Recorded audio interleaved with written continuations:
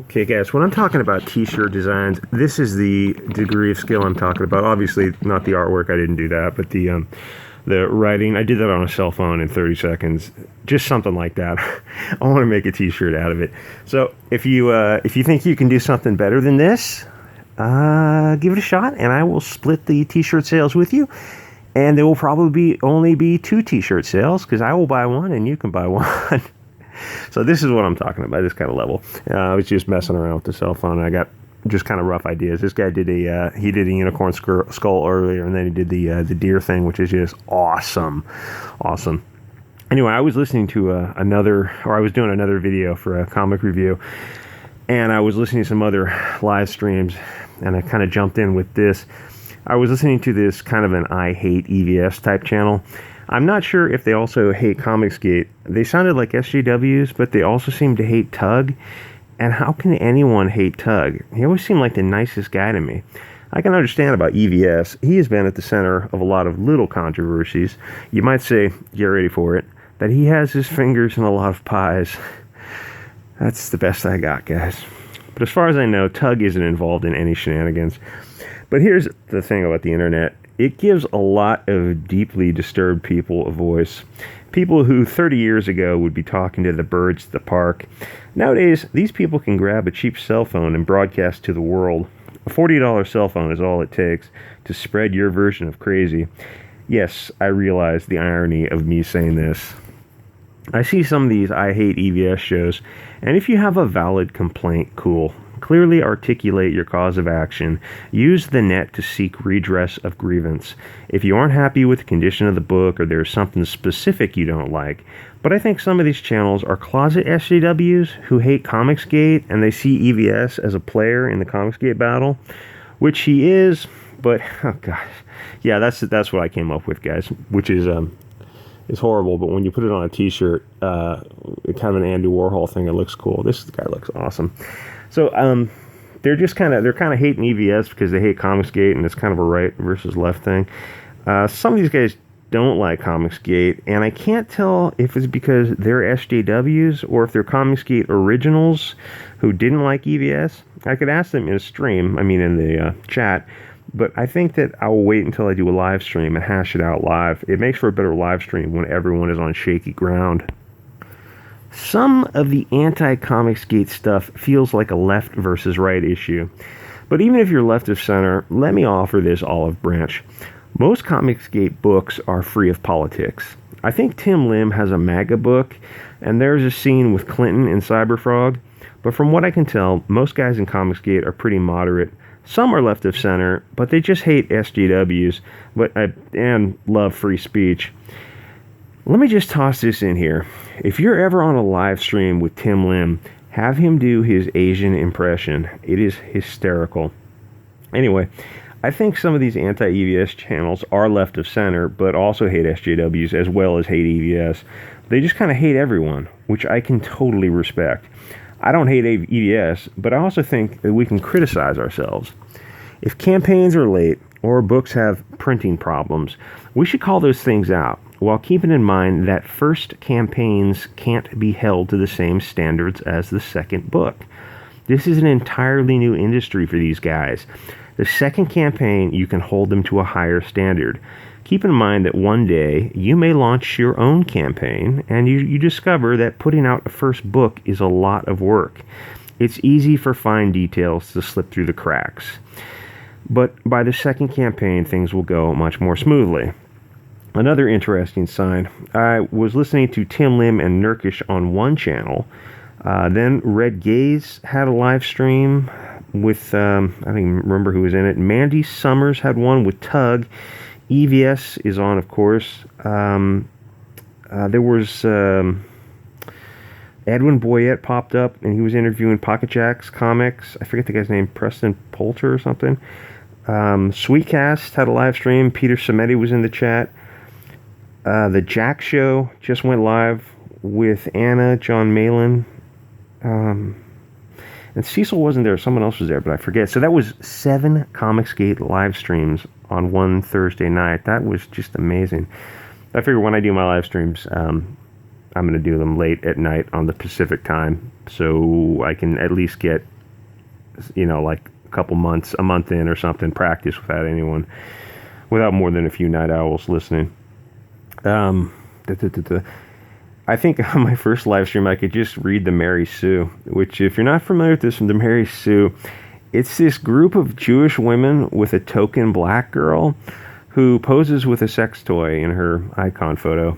Hey ladies, where are the Muslims and Christians?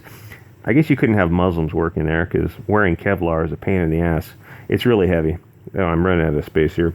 Join us on Discord, support the channel, or if you want to join the art contest, click on the links and you can, all you have to do is ink in this image, which is just a negative of the original image, which looks killer, by the way. This image or this image, which I put that little rainbow scheme on, and I think I made the black ink blue. This is just some stuff I could do on my cell phone in, a minute or two. Both by the same artist. He is Epic Trilogy on YouTube. He doesn't have anything up yet, but I assume he's going to start a channel. He's getting something going on. This is Red Sonja, and it said it was a Halloween special one-shot. Let me ask you this. What is the point of having a girl running around in a bikini if she doesn't have a knockout body? Now, I'm not saying I have a problem with, the breastless or the buttless body types in real life. I like that in real life, the skinny, lean look. I think it's really, really sexy. But I can't help but wonder why it's in every single issue of modern mainstream comics, or almost every issue of this woke comics.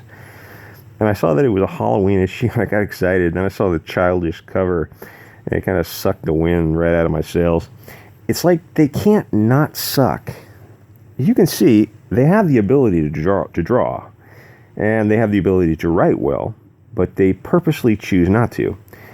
Imagine that there are people with a $5 bill in their hands who say, "Give me a fun Red Sonja story with TNA." The company says, "No, but we will give you this crap." But I don't want crap. I want fun, escapist TNA fiction. Sorry, bud, no can do. We only sell crap here. How do you plan to stay in business by selling crap? Well, we don't plan to stay in business. It's as if the comics industry is in a weird springtime for Hitler thing. Is this some elaborate insurance scam? It almost has to be. Somehow they're getting paid to close down comic book shops. Is this just a crazy conspiracy theory from vaping for the past hour? I have to admit that is a possibility. And yes, I have been vaping for the past hour. It's legal here. Actually, this is mostly CBDs with just a little THC. Hopefully we can get it legal on the federal level before Trump leaves office. Wasn't Obama supposed to do that? If Trump did that at the end of his first term, he would. He's going to win a second term almost certainly. But imagine if he pushed for that on the federal level at the end of his first term. I don't think he'd lose many people on the right. Except I don't know if he'd gain anyone on the left. The people who hate him. Oh, hey, where'd my tits go? I don't think he'd gain anyone on the left, because the people on the left, I don't think they're going to come around. I think they are just, their minds are permanently blown. Anyway, this story, this breastless, buttless girl. The story's fine. The storyline's good. It could be an effective comic, and the artist knows what he's doing. He could draw a beautiful girl if he chose to, but he'd probably get fired if he drew a sexy character. But all these woke artists have no problem drawing big, muscular men. They just refuse to draw beautiful women. The story concept is fine. It has a good, solid backstory with some spooky mythological elements. But the story is totally ruined by looking at a man in a bikini. Why is this long-haired guy wearing a bikini? If you just want to make a gay or trans comic, go for it. Just tell the reader up front so they don't bother buying it. People read a comic book like Red Sonja, they expect a certain something. Instead, they see it's a Red Sonja Halloween book, so you expect a hot chick running around in a steel bikini. And what you get is what looks like a transgender person, pre-breast surgery. Oh, and I was going to mention the interracial relationship, but I have a feeling that people think I'm some kind of right-wing Nazi as is. And the only reason I mention it is because it's in every freaking issue. It's not a random relationship. It's always the darker skinned guy with the lighter skinned girl. It is, I would like to say, oh, it's bizarre. It's bizarre. They don't know what they're doing, but of course they know exactly what they're doing. And like I said earlier, I don't have a problem with small breasts or small butt. I love skinny girls. They're great. And I don't have a problem with interracial relationships. But when I see it in every issue, you're not writing a comic book, you're writing propaganda. Come on. What are you doing here? You know what you're doing. Oh, come on. What the hell? What the hell? Is that a man? Is that just a man? Trannies are great, but if you buy a Red Sonja comic, you're expecting, okay, this image is great. She's in a skirt with tights. Okay, fine, but at least she's in a skirt. Women have these things on their chests to feed babies, mammary glands. Listen, we're just hardwired. We're hardwired. So it's like a checklist. No breasts, no butt, no sex appeal in a relationship, of course. But you have no problem drawing this dude with big muscles that no human on earth has, wearing a burqa or a hijab or a niqab or, I don't know, some kind of terrorist garment. Yeah, okay. Good backstory, just completely ruined by SJW'S, NPC-isms. We get it. She's from the north, he's from the south. Get it, guys. All right, keep growing those. That's a good story. At the end, I guess I'll give you a spoiler, because, people get really pissed off with spoilers. Maybe I won't. Nobody's going to read this comic anyway, and you shouldn't. It's not worth reading. It's not worth $4. It might be worth, if you've sold it for $1.50, but yeah, maybe for kids, I guess they could kind of see it. But this kind of propaganda is just, over the top. So like I was saying, keep growing the Comicsgate channels. 7 live streams tonight. Everyone is growing their own live streams. It is awesome. And I'm glad to see there's a late night spot that's open for me. So I'm gonna jump in on that as soon as I can get I gotta order a webcam and a microphone. I don't know what the hell I'm doing. I'm using a cell phone and a Kindle right now. All right, guys, like, comment, subscribe. I will see you next episode.